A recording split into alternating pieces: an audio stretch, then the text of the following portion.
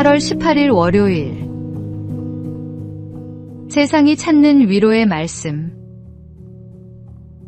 1억 명 이상이 사용하고 있는 한 성경 앱의 통계에 따르면 2022년에 가장 많이 공유된 성경 구절은 이사야 41장 10절이라고 합니다. 두려워 말라 내가 너와 함께 함이니라. 놀라지 말라 나는 내 하나님이 됨이니라. 내가 너를 굳세게 하리라.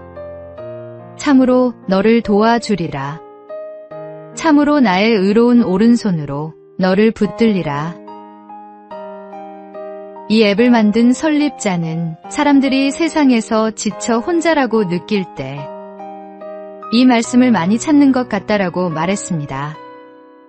팬데믹으로 전 세계가 고통받았던 2020년에도 이 구절이 가장 많이 공유됐기 때문입니다.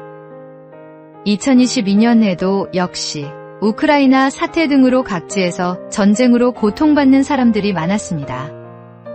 실제로 전쟁이 일어나자 우크라이나에서 성경 앱을 사용하는 빈도가 50% 증가했고 인근인 독일과 폴란드에서는 우크라이나어 성경 사용 빈도가 733%, 241%나 증가했습니다.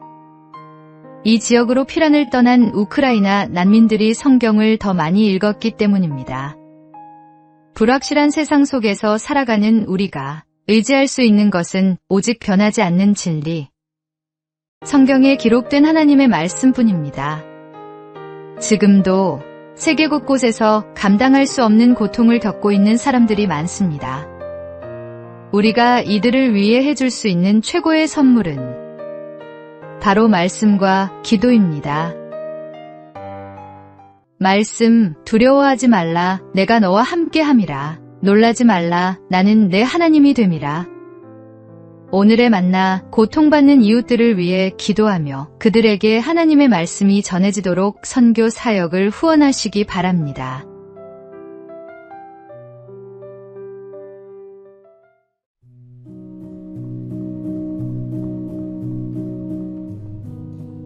(8월 19일) 화요일. 평화의 노래. 2024 파리올림픽 비치발리볼 여자부 결승전. 브라질과 캐나다가 맞붙었습니다. 브라질이 1세트를, 캐나다가 2세트를 가져가며 승부는 3세트로 넘어갔습니다. 점수가 팽팽해질수록 선수들은 더욱 예민해졌습니다. 그러던 중 브라질 선수가 관중석 가족들에게 손을 흔들며 환하게 웃었습니다. 그런데 캐나다 선수는 자신을 조롱하는 것으로 착각했습니다. 순식간에 두 선수 사이에 고성이 오갔고 경기장 분위기가 험악해졌습니다. 심판이 양쪽에 경고를 주었지만 긴장감은 가라앉지 않았습니다. 바로 그때 경기장에 존 레논의 이매진이 흘러나왔습니다. 세상 모든 사람이 평화 속에서 살아가는 모습을 상상해 보세요. 라는 가사가 울려 퍼지자 마법 같은 일이 일어났습니다. 선수들은 웃음을 터뜨렸고 경기가 끝난 후 서로를 축하하며 사진을 찍고 화기애애하게 헤어졌습니다. 오늘날 우리 사회도 극심한 대립과 갈등을 겪고 있습니다. 이때 그리스도인의 역할은 평화의 노래가 울려 퍼지게 하는 것입니다. 우리에게는 존 레논의 노래보다 더 아름다운 평화의 복음이 있지 않습니까? 말씀, 화평하게 하는 자는 복이 있나니 그들이 하나님의 아들이라 일컬음을 받을 것이며 오늘의 만나, 갈등과 대립이 있는 곳에서 화해의 다리가 되고 평화를 만드는 그리스도인이 되시기 바랍니다.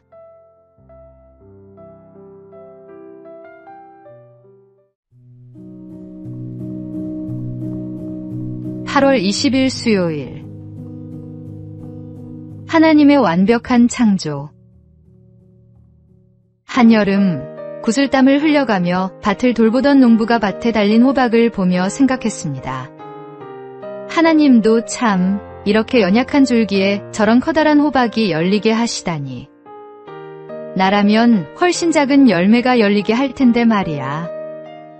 일을 마치고 나무 그늘에서 잠시 쉼을 청하던 농부는 이번엔 커다란 상수리나무를 보고 비슷한 생각을 했습니다. 아무리 생각해도 이상해. 하나님은 이토록 크고 굵은 나무에 왜 저런 작은 도토리가 맺히게 하셨을까? 나라면 여기에 호박같이 크고 탐스러운 열매가 맺히게 만들 텐데. 농부는 이런저런 생각을 하다가 그늘 아래서 잠이 들었습니다. 잠시 뒤 단잠을 자던 농부의 머리에 도토리가 떨어져 그만 잠이 깼습니다. 그 순간 농부는 큰 깨달음을 얻었습니다. 내 생각대로 호박과 도토리를 만들었으면 난 방금 죽었겠구나. 하나님, 정말 감사합니다. 프랑스 고전주의를 대표하는 시인이자 작가인 장 드라 퐁텐이 쓴 우화입니다. 주 하나님께서 창조하신 세상은 있는 그대로 완벽한 모습입니다. 우리의 모습 역시 마찬가지입니다. 모든 것을 알맞게 창조하시고 때에 맞게 사용하실 주 하나님을 믿으며 오직 감사한 마음으로 하루를 살아가십시오. 말씀, 하나님이 지으신 그 모든 것을 보시기에 심히 좋았더라. 오늘의 만나, 하나님의 창조와 섭리가 완벽함을 인정하고 모든 상황에서 감사하는 마음으로 살아가시기 바랍니다.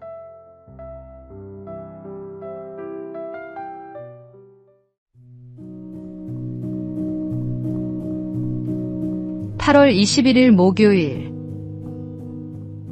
박수와 용서 사이에서. 할리우드에서 유명한 배우가 되고 싶었던 두 친구가 있었습니다. 두 사람 모두 열심히 노력한 끝에 할리우드를 대표하는 여배우가 되었고, 두 사람 모두 관능미로 남자들의 마음을 사로잡았다는 공통점이 있었습니다. 그런 두 배우가 어느 날 서로 완전히 다른 길을 걷게 되었습니다. 한 배우는 성공하기 위해 더 험한 길을 선택했습니다. 수단과 방법을 가리지 않고 성공을 위해 모든 일을 감내했습니다. 성공한 수많은 남자를 만나는 것도 그 수단 중 하나였습니다. 반면 다른 한 배우는 달랐습니다.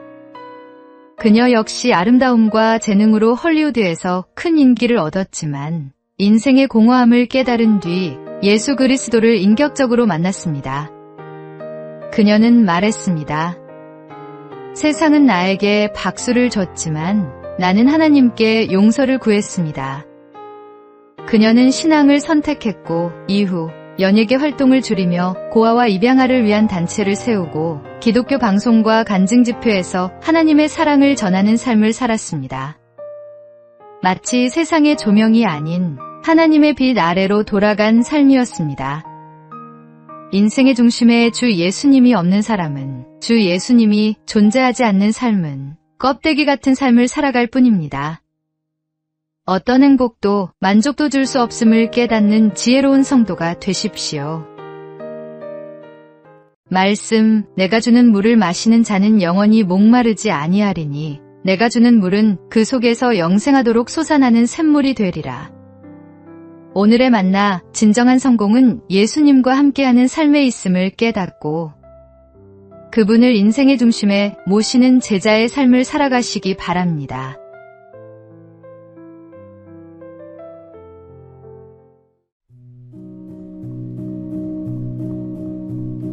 (8월 22일) 금요일. 하나님의 계획. 세계적인 클래식 공연장이자 뉴욕의 명소로 알려진 카네기홀은 누구의 이름에서 비롯된 것일까요? 바로 철강 산업으로 미국의 근대화를 이끈 인물, 철강왕 앤드류 카네기입니다. 그가 살았던 시대는 여성이 제대로 된 일자리를 얻기 매우 어려운 시기였습니다. 그러나 카네기는 젊은 여성들을 되도록 많이 직원으로 고용해야 한다고 주장했습니다. 이 말을 들은 한 간부는 반박했습니다.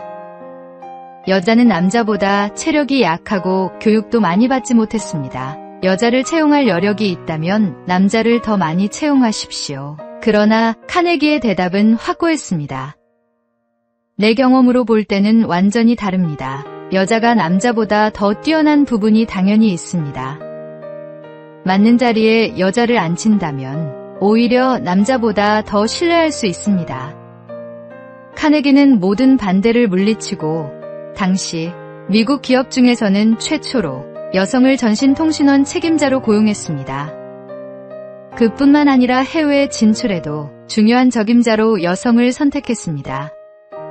실수가 더 적고 더욱 신뢰할 수 있다는 것이 그 이유였습니다. 주 하나님은 남자와 여자를 틀리게 창조하지 않고 다르게 창조하셨습니다. 누구나 조금만 생각해보면 깨달을 수 있는 당연한 창조의 이치를 억지로 회피한다면 가정과 사회, 문화가 바로 설 수 없게 됩니다. 오늘의 말씀, 하나님이 자기 형상, 곧 하나님의 형상대로 사람을 창조하시되 남자와 여자를 창조하시고